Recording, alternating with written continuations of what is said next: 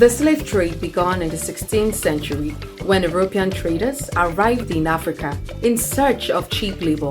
They needed workers for farms and plantations in Americas, and sadly, millions of Africans became the target. Soon, wars were encouraged, communities were attacked, and many Africans were captured and sold into slavery. Men, women, and even children were taken from their homes, separated from their families, and marched in chains to the coast. In places like Badagry, captives passed through slave camps and walked the painful route now known as the point of no return. This is the point of no return, where millions of enslaved Africans were taken across this border to the Americans and the Caribbeans. You see, this happened in the 16th century. Along the route to the shore is a mysterious well known as the Slave Spirit Attenuation Well. According to locals, captives were forced to drink from it so that they could forget their families, their cultures, and their homeland. Oh, they say let me drink for me, but I don't want to lose my memory. Oh my gosh. Then came the final steps, the point of no return. As captives stood at the edge of the ocean, European ships awaited. Once they crossed that point, there was no turning back. Now, as you can see, this ark is currently under renovation. It's been changed from the point of no return to the point of return. As you can see, tourists can go from here and still come out of this other side, making it no longer the point of no return, but the point of return.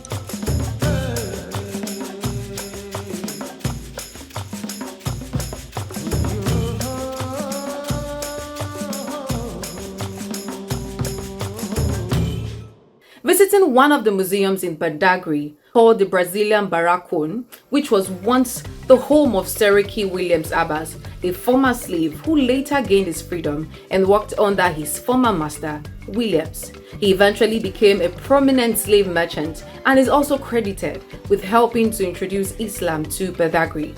The picture of the man here, his birth name is Ifeanyi Nnekwu. So how come his name changed to Seriki Williams Abbas? So he was captured by the first master Abbas. Abbas used him as a slave, and later on we sold him to a white man called Williams. So that was why his name was changed? Yes, so because slave does not bear their name, they bear the master's name. So he chose to bear the name of the first master Abbas. So Williams also used him as a slave. Williams gave him his freedom on one condition to work for him. So he is going to be Williams also. So he started working for Williams. Gradually, 1895, he brought Islam religion into Badagry. 1895. So they gave him 1970. Seriki means head of the Muslim. That's why it's yes, Seriki Williams. Back then, these are products we use in medicine justice. Like the umbrella value for 40 slaves. They are calling it 10 slaves. We're not even 100, shorter than 40 slaves. Each of these items They're using exchange of the slaves. Yes. So this for a gun, 40 slave.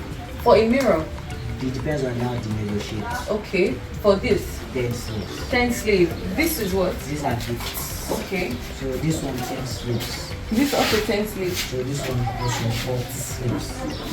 For umbrella.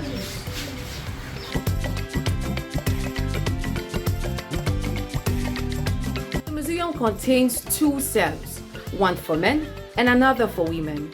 In each rooms, about 40 slaves were kept under harsh weather conditions with little ventilation. They were often chained, and in some cases, their mouths were covered to prevent resistance. Today, the museum preserves the chains, the manacles, the whips, and other painful reminder of that dark era.